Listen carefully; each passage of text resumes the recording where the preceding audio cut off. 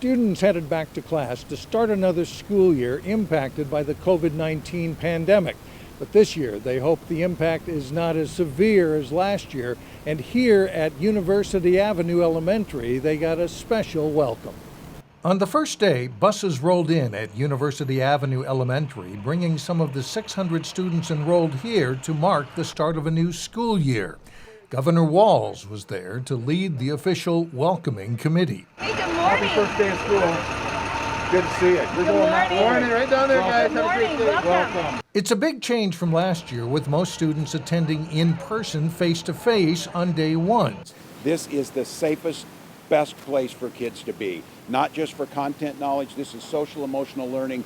Some districts are starting the year requiring masks. In the Anoka-Hennepin district, that applies to kindergarten through sixth graders based on the spread in the community. Since the pandemic began in the middle of March in 2020, the number one thing we have talked about is making sure that our students and staff continue to be healthy, safe, and well.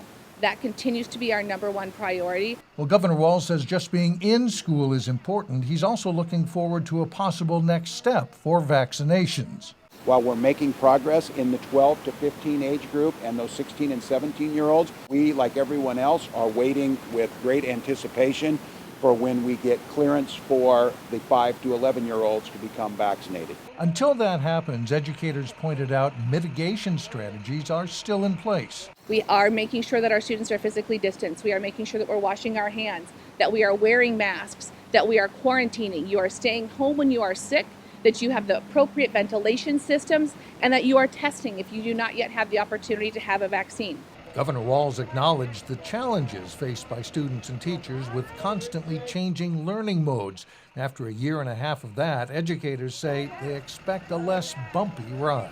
We're pretty much prepared for anything after last year.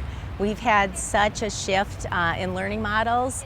I don't anticipate that happening this year, but certainly we're ready for anything. So how did kids do when they couldn't be here in person? Educators say there is likely some catch-up to do, and this is the best place for it. We're going to be doing assessments right away early on to see where our kids are.